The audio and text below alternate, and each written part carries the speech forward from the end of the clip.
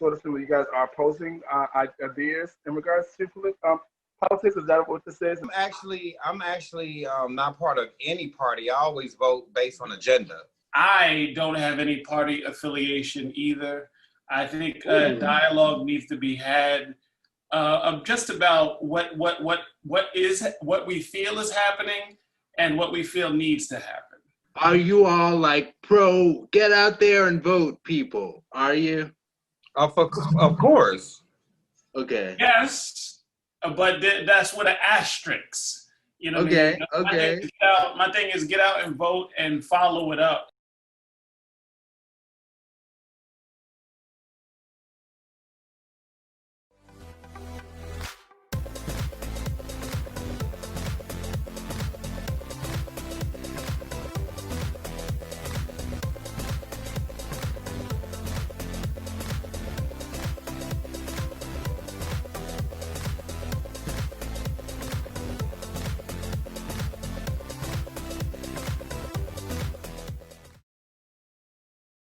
What's up, guys? What's up, guys? What's up, guys? Come on in the room. Come on in the room. We got something special for you right now. If you're tuning in live on Facebook, whatever you're doing, put a pause on it for 2 seconds. You want to be in the room for this one, please do come on in the room. This is All the Tea, and this is a very special All the Tea with our first ever political discussion, y'all. First ever political discussion. Super excited. We got West Coast in the building. We got Sacramento and LA in the building. So we got West Coast in the building. So without further ado, ladies and gentlemen in the room, we got first and foremost Anthony Cherry Kinger here in the building. What's up, Mr. Anthony Cherry? What's up, beautiful world? All the way from LA, of course, y'all. And of course, and also in the building, we got Mr. Graffiti Bleu in Sacramento. What's up, Mr. Graffiti Bleu? Checking in. Folks, pleasure to be here. How's it going? Yes. Pleasure to have you guys here for our first ever political discussion. I will say a disclaimer, I'm not a political person. I love what I do, and so when I had the opportunity to do this, I jumped on board. But anything, I might say might be not Verse TV, but from myself, because I'm learning. I'm here because I want to learn. I want our people to be able to learn. That's why Verse TV brought this discussion together so that we can bring it to our community in a different way, so people can really see things differently. Because we had a discussion on one of our shows, aka Mr. Anthony Cherry over here got some bars things stirred up. So because of that, the wheels kept turning, and here we are. So that's what it's about. Further ado, hello. I'm glad I can inspire this segment. Yes, and thank you for being here. We're supposed to inspire and motivate each other, so thank you for being here. And because of your inspire and your fire to be who you are, it brought us here to where we are today. So we have going to get things started with part one of our political discussion. Remember, you guys have 2.5 to 3 minutes to each to discuss each question. So without further ado, we did decide that Mr. LA is going to go first. So the first question is going to be this. From your perspective, what are the top 3 needs of the Black community that a president can impact? The top 3 needs that a president can impact right now is unity in the world. The second thing a president can do for the world, for as African Americans are concerned, is definitely give us our reparations. Okay? Come on, give us our money. And then also, I feel like a president should bring to the table total inclusion and diversity in every level of Politics. Every level. Well, I hope y'all heard that. Every level. Said it right here first, right here on Verse TV. Wow, those are pretty dope. Thank you for that. Again, this conversation is going to be mind-opening, and it's opening my mind to really think and pay attention. So I'm paying attention. Thank you for that. Those are definitely things that I think that should be focused. But, we're going to switch things over to Mr. Graffiti Bleu over here and ask the same question. So the question again, I'll ask one more time. From your perspective, what are the top 3 needs of the Black community that a president can impact? Well, I'll try to be brief. Number 1 is I believe we need to stop referring to ourselves as a color. We are of African or Moorish descent, descendants of the Moorish Empire.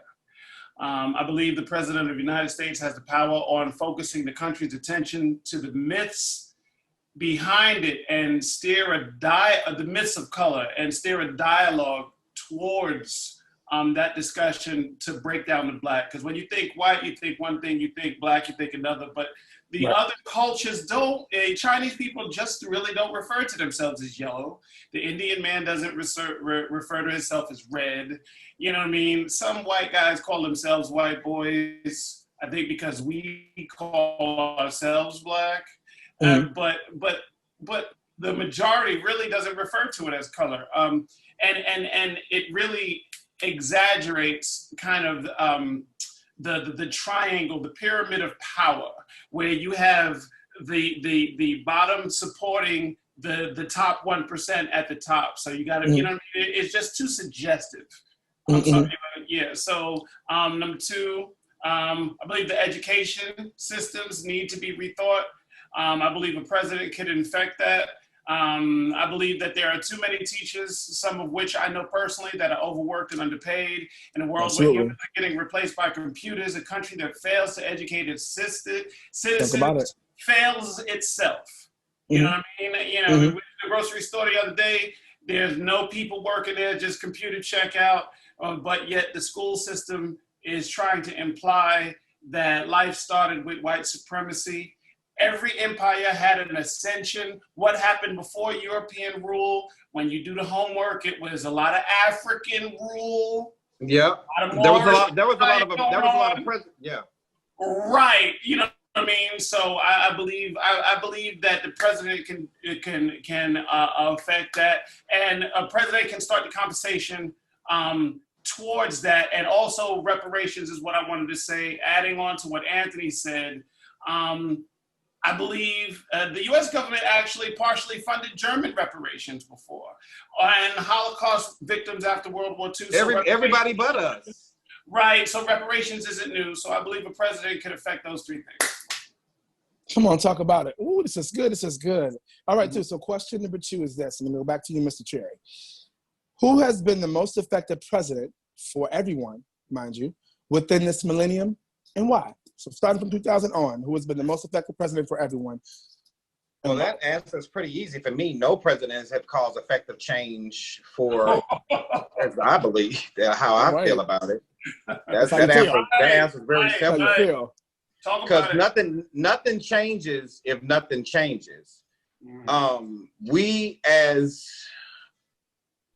African Americans here in America have been dealing with the same systematic things since I began evolution.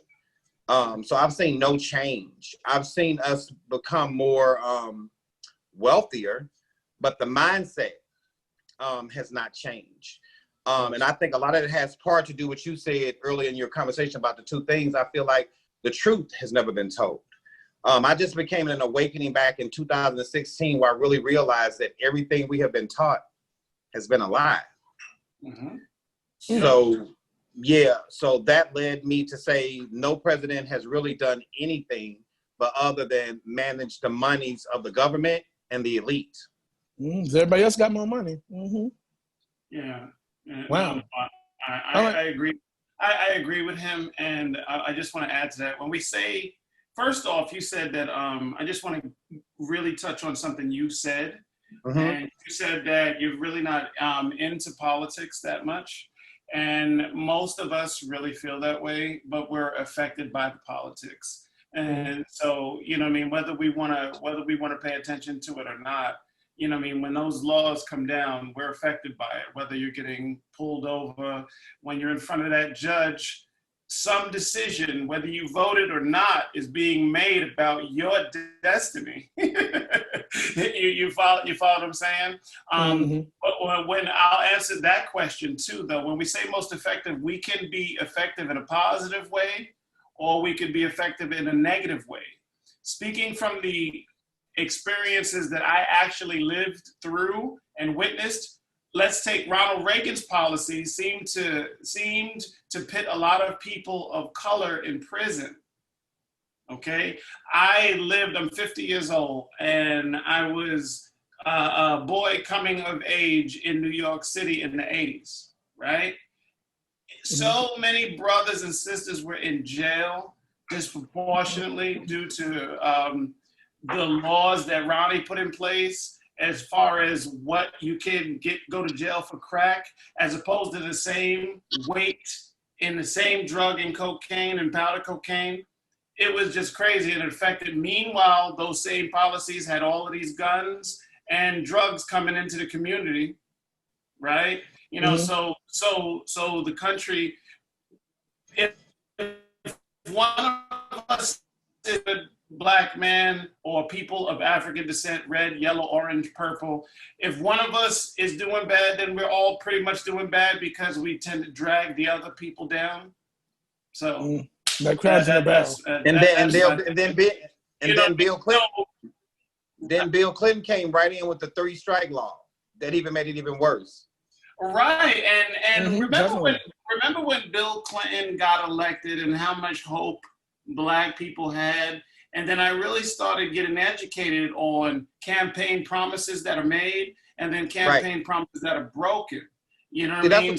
And to piggyback, that's one reason why I identify with Trump, because everything that he said that he ran on his campaign, he actually have done. So he's been a man of his word in that part of his integrity.